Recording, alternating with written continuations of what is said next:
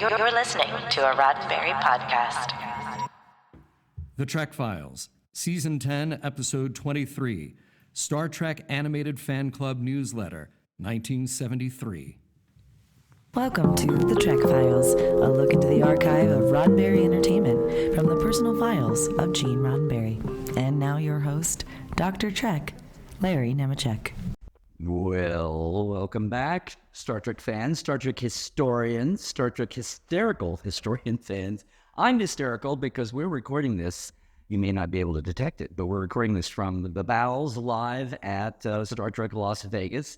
Very exciting. So yes, all you canonistas, I say it lovingly, join in, especially you history buffs. Hey, if you're an anime fan and you're enjoying the current wave of Prodigy and Lower Decks, we're going to dive into this week's document with a very special guest. So, hey, you know what to do. Trekophile, spell an F. Check out our documents as we do every week. They're on our Facebook page, facebook.com/The Trek Files. Please go check out our document this week. Here's a little verbal check of that document this week, but check it all in. I'll be right back with this week's guest. First, there's a script, written in the same form as any film script. Star Trek is now a half-hour show, so the scripts are divided into 3 acts. There is no teaser. An average length script for us is 36 pages, but can go as long as 42 pages if there is a great deal of description involved.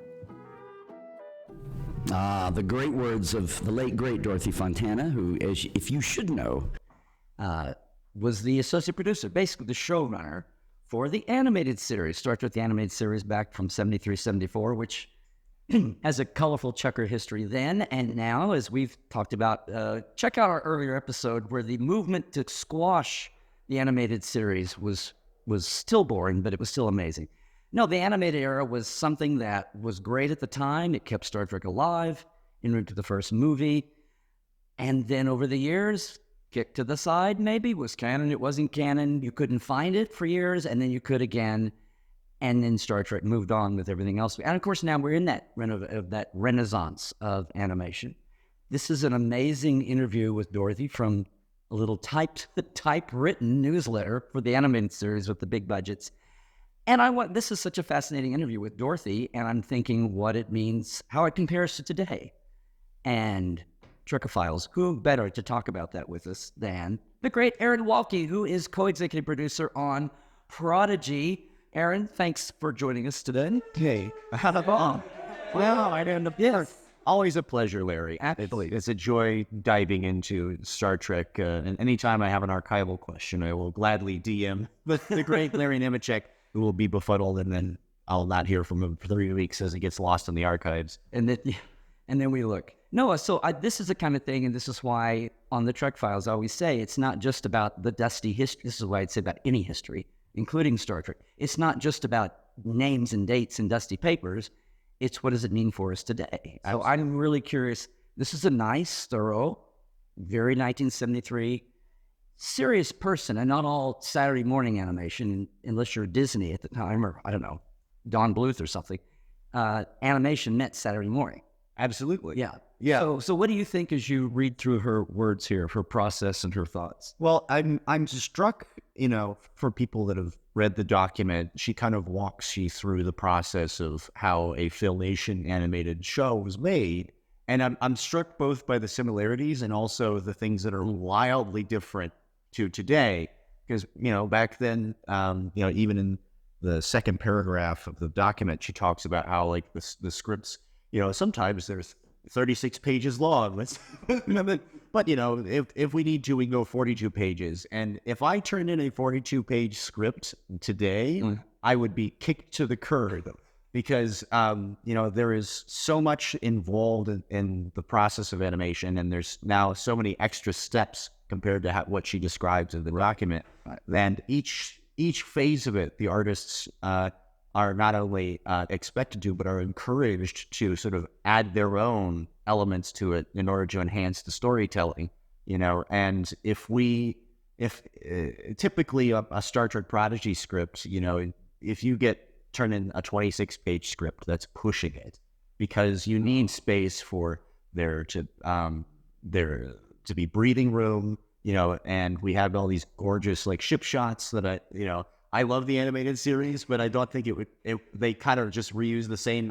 They're working on the old Bob Justman library. Yeah, exactly. So they know exactly, okay, we need 3 seconds here because the same shot is going to fly by of the paper mache. Yeah. Or paper. And then they would have the alien, the blasted out bug alien. Yeah. Or they'd have Kukulkan. Or they would swap out the matte painting. Right. But speaking of matte paintings, there are other elements that are just as prevalent today in even in a show as complexly produced as Star Trek Prodigy. Matte paintings are gorgeous. Well, that's very much the work of Benny Bond and the incredible team of artists that he's assembled on our show. But what I love about their process is that they tend to think about how to achieve those visuals in a very economic way.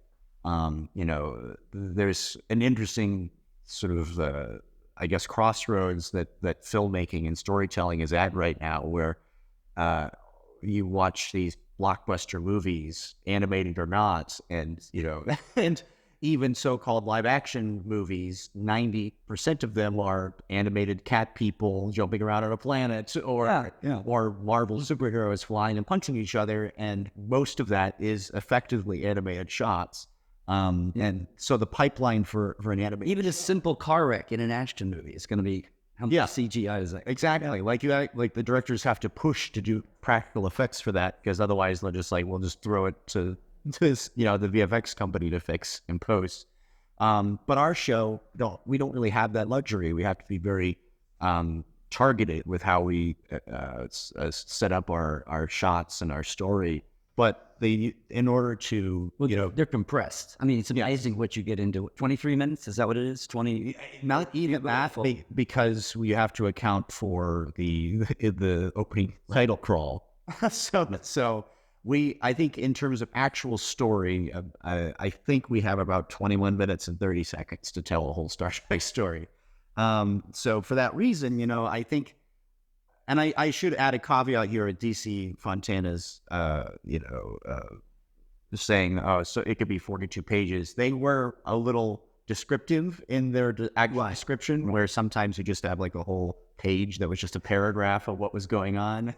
Well, you guys have such a you were talking about the teams involved. And Dorothy was always pushing the envelope with filmation. It wasn't sure things. Well, you have that's another thing that's still common today is it's this constant balance of trying to push it to be the best it possibly can be, but also listening to your artists and saying see what's possible, and if something's not, coming to a solution together of how can we evoke the spirit of this moment that won't completely blow our budget up by $1 million. Now, does anyone on the art team, as an homage, colorblind? No. Like Filmation had in the Star Trek team, famously. But we do have a lot of people on our team that have experience outside of animation. Benny Bond, for instance, I asked him what his background was. It was I just paint paintings. He was trained as a classical artist, and then just kind of almost backward stumbled into filmmaking. Likewise, Jason Meyer, our FX supervisor, came from live action. Interestingly enough, he used to work on Voyager. He has war stories talking about trying to do the shot from, I believe it was Timeless, where Voyager crashes. The snow. Because a lot of that, even though they added, the snow effects, I think had just been made available that week. Hey, we got this new particle effect, but the rest of it they had to crash a physical model to get those shots. Anyway, I digress. It's Star Trek. It's all I know, but we use matte paintings just like she did because it would be easy in a huge Hollywood blockbuster to just say, "Oh, we want you to render out all these shots and all of these unique environments," but we don't have the cool video wall that live action Star Trek shows have. But we do have an army of incredible painters and matte painters from around the world. Well, it used to be the one thing that was liberating about the animated series in '73 was they could say, look, we are not so constrained on budget. We can have plans, we can have aliens, we can do all that. And it was a revelation, right? And now, but now with the air wall, with CG, a lot of it still costs money, and they still have to watch a budget, the live action shows. So it's not like you have that totally to yourselves, but you exploit it with the great background. Yeah. Just letting your imagination really go wild. And what's nice about, I guess, the format of animation is that at a certain point, your brain kind of relaxes into it, and you're just sort of accepting of the stylistic choices we make. And it does enable us to do a lot of things that we wouldn't be able to do otherwise. Like even, episode 6, Kobayashi, which in our show was the introduction to new and young audiences to what a holodeck is. I think the first act is just to be like, here's what a holodeck is, and here's 20 holodeck scenarios in 20 seconds. And ordinarily they'd be like, are you insane? Like, we have to just build 20 sets? Like, what are you doing? But because we were very targeted, and I talked very closely with our team, I was like, these are like the 10 shots that we need. And a lot of them were like just, the sky over the Genesis planet. And we're like, yeah, we could do that, So it is very much sort of like, bubblegum and popsicle sticks trying to hold up the sheet so the actors can perform. But then there's almost like a black box theater of the mind element that you buy into it, and you're like, we're along for the ride. Yeah. So that's what's the fun part of working in animation. And, if you just go three frames to the left, there's nothing there, but we're able to just render what's inside. Yeah. Well, it's as a document in the 1970s, this is typewritten. It comes back to Filmation is not spending any money here on promotion, and it's a typewritten, situation here. Old typewriter actually, and it's a newsletter. And it's on paper. Yes. I cannot imagine writing some of my scripts on typewriters. I admire people, and there's something very satisfying with the clickety clack. But I'm such a revisionist. Like, I'm rewriting lines as I'm writing them. Yeah. And my scripts would look like the Zodiac Killer's notes. It would just be like, actually cross that out of an arrow here, line here, swap that out, that word. Yeah. And so that's something I am grateful for, to be in the age of digital screenwriting. I'm just thinking that on the promotion side, a lot of us are not, we would like to see more promotion out there for Prodigy as well as all the Star Treks. But the fact that the only way they were trying to promote this to fans was, the newsletter. Yeah, Dorothy or Susan or someone sitting in the office, tacking this out and sending it out typed out. And was there anything in here that's, it's amazing. This is, they use the animated series little newsletter to announce the passing of Gene Coon. Just totally on the side. Yeah. But that's the way, they were happy to, it wasn't like you popped up on your Twitter there on the alert. No, it's true. They're using the chance for this paper to get the word. Was there anything in here that just really, really struck you as it's just cute or outlandish? Yeah, I mean, I think the part where she says that they're just like carbon, like photocopying each individual cell over, and there's just something very like, I just imagine, a fleet of people in this sweaty back room, just hands creating each one of these cells. And I'm like, that's so not how it's done anymore. Probably to the benefit of the artists that know how to put literal sweat equity into the production of the anime. And a few more eyeballs on things so we don't have peak triples. Yeah. The other thing that struck me is, she, in her description of the animation process, she kind of says like, we have to get the character voices immediately because we basically only get one pass and matching the lip flap and stuff, which is, I would say the timeline and of digital is pretty well expanded from that, and that you can change things pretty much right up to, right before distribution. It just gets prohibitively more expensive the further along you go. But, there have been a couple of occasions, even on Prodigy, where, we're all thinking about episode 18, 14, 12, 11, 10 at the same time. And then we see the second or third pass of animation, and then there's like one line in there that's like, oh, we changed that. for the impact on the ripple effect on of later episodes. And so we have to cut a line and do a retake. What's called a retake to fix the animation. And she describes that process a little bit in here too. Like, oh yeah, they really could have 6 months, like cranking up the show maybe in March or April. Yeah, September debut kind of a thing. But in our timeline is expanded considerably to from first pass of an outline to a script to the end, it's about a year and a half, 2 years for one. I was going to say, thought you were going to say a decade and a half, because that's what it feels like. All of those waiting. Yeah. Oh, this is so awesome. So I just, when we came across this one in the files, I thought, I have to have somebody. And of course, Prodigy's 3D animation, Lord X is still 2D, like film, like they were doing the 70s. But the process is pretty close between 2D and 3D animation. The difference is just there's about 4 steps added a little bit later in the game. Like once it passes out of animatics, then it kind of goes to a lot more people.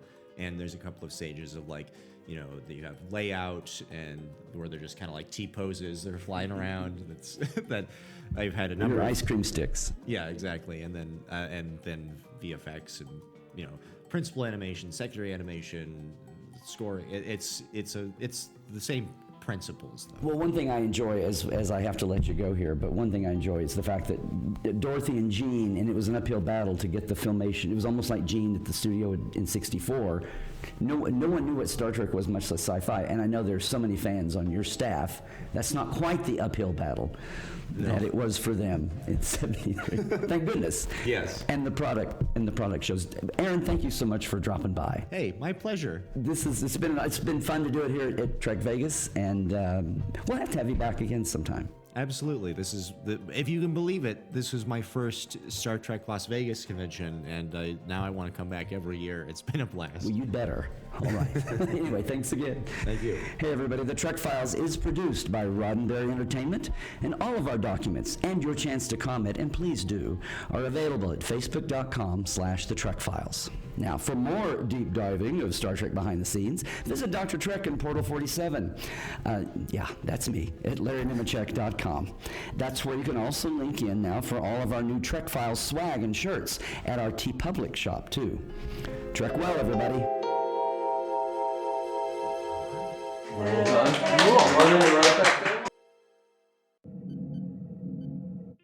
This is a Roddenberry podcast.